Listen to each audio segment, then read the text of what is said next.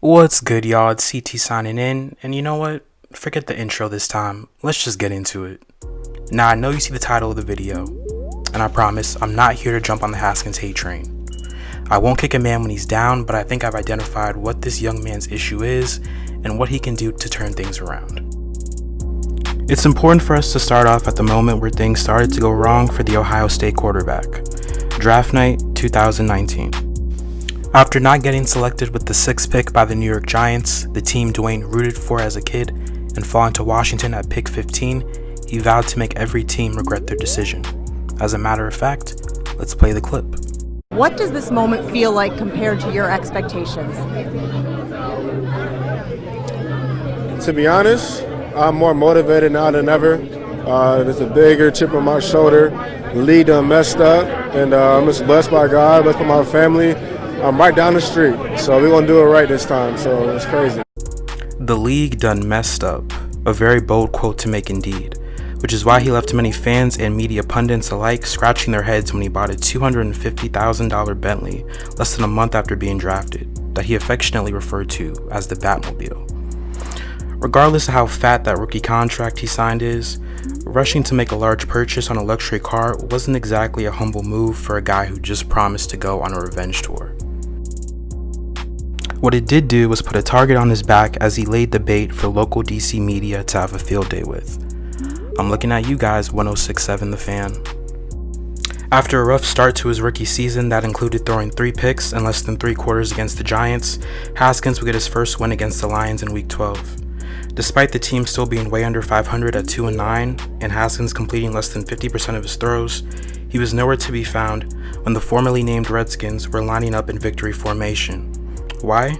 Because he was too busy showboating down the sidelines and taking selfies with fans. It was one of the most cringeworthy things I've seen in my 12 years of being a Washington fan, which is saying a lot for how dysfunctional the team in our nation's capital has been in this millennium. Now, Haskins was generally given a pass for his rough rookie season due to the fact that he only started 1 year in college and was considered an unfinished product. It was also revealed that Jay Gruden, his coach at the time, did not want to draft him but was forced to by owner Dan Snyder. Despite the up and down play, Haskins ended the season on a bright note as he made up for his poor performance against the Giants earlier in the season by going toe-to-toe with Daniel Jones in their rematch in Week 16, before being pulled due to injury. It was enough to give most fans, including myself, a tiny glimmer of hope for number 7 going forward. You couple that with the firing of long-time and unsuccessful general manager Bruce Allen, then the subsequent hiring of Ron Rivera and Scott Turner, and things seem to be looking up for Mr. Haskins. Despite Rivera signing Kyle Allen, his quarterback in Carolina, Haskins was able to win the starting job. But after an uninspiring start to the season, he was benched for Allen, and reports soon came out that Haskins displayed poor practice and study habits as soon as he won the starting job. The last straw was him bragging about passing for over 300 yards in a loss to the Baltimore Ravens. I mean, how can you brag when your team didn't even get the W, right? Even after an injury sent Kyle Allen to the IR, Haskins would also take a back seat to Alex Smith, who in my opinion deserves comeback player of the year. Then, after Smith went down with a calf injury, Haskins was given another chance. This is where he could showcase his growth and dedication to the game of football, proving he had a legitimate future in the NFL and shutting his doubters up in the process. Except, it didn't go down like that. In a very winnable game against Seattle, Haskins spoiled another great performance by the young Washington defense as the football team fell 15-20. I'm sorry, but I will never get used to saying football team. You would think after a performance like this, it had to be the last straw, the straw that broke the camel's back even, to finally light a fire under number 7 to get his ish together. But what did he give us instead? He gave us this.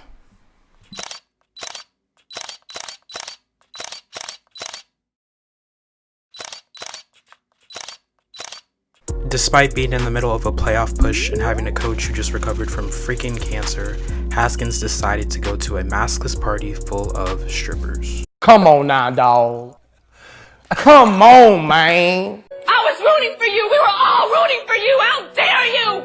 Learn something from this. Haskins tried to make amends, but it was too little and too late for an apology, as he was fined $40,000 and stripped of his captaincy. Despite all of this, he was still given the opportunity to start in Week 16 against the Panthers. Defensive end, and of course, Jeremy Chin, the rookie safety. 3rd and 8, Haskins lets it fly, incomplete. Haskins now 4 of 8, sells the fake, has some time, and it's intercepted at the 45-yard line. 7 passing yards in the first half for Haskins. Down to 5 seconds left. Haskins picked off for the second time. After failing to complete more than 50% of his passes to go along with 2 interceptions, Haskins would be benched for Taylor Heineke, who easily outplayed Haskins and provided a spark for Washington, making the game competitive for the first time all afternoon. I'm going to repeat myself again. He was outplayed by Taylor Heineke, a quarterback who wasn't even in the NFL last season, and was studying advanced mathematics at Old Dominion University when he got the offer to sign with Washington. The guy literally had to call his professors and get the okay from them to miss his final exams so he could play. So ultimately, Washington decided they had a better chance to win with an undrafted quarterback who has been on the team for less than a month than with Haskins. So after less than 2 seasons in DC, Dwayne was released by the team yesterday. Now for comparison, let's look at how long some infamous first-round NFL troubled quarterbacks lasted with their first team. Ryan Leaf, 3 seasons. Jamarcus Russell, 3 seasons. Even Johnny Manziel was on the Browns for 2 full seasons. Now, I could keep piling on and ridicule an easy target like many sports media pundits have been doing to this young man, but I made this video because I believe Dwayne Haskins is at a crucial crossroads in his life. Despite him being a couple years older, I feel like I'm watching my younger self when I see all of this immature behavior that Haskins displays. It's very obvious, to me at least, what his problem is, and it's that I don't believe he's playing football for the right reasons. Dwayne Haskins is someone who wants the money, the hot girls, the glory, the fame, the status that comes with being an NFL quarterback without putting the work in. Now, I'm not going to sit here and give you my life story, but I also once was like that. Cocky, self-absorbed, and looking for validation from other people to mask the superiority complex I was suffering from, and it led to a lot of failure and painful experiences. But those hard times ultimately humbled me and made me a better person. So this is what I'm hoping can happen for Haskins. Now that he's been released, he needs to get away from the noise and take some time, however long that is, a few days, a couple of weeks, even a month or 2, to really figure out if he's truly passionate about playing the game of football. Discuss this decision with some close friends and family, maybe even seek out a therapist to truly gain some self-awareness about who he is.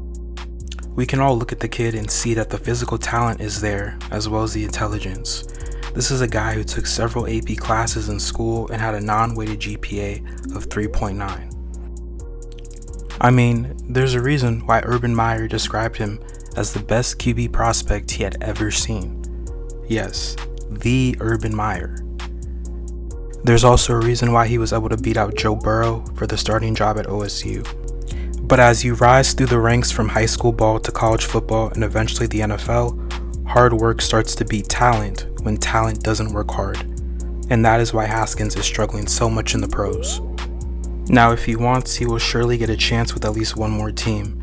6'3" quarterbacks with huge arms don't just grow on trees. But after a period of contemplation, he may arrive at the conclusion that football isn't what he wants to do in the future. And that is absolutely fine. My name's CT, I hope you enjoyed the video. Feel free to check out the rest of my channel. I do some NBA videos as well, such as my Forgotten NBA Beef series. You can like, subscribe, share if you want to. And I'm just really looking forward to seeing how this whole Haskins saga unfolds. But for now, I'm signing out. Take care.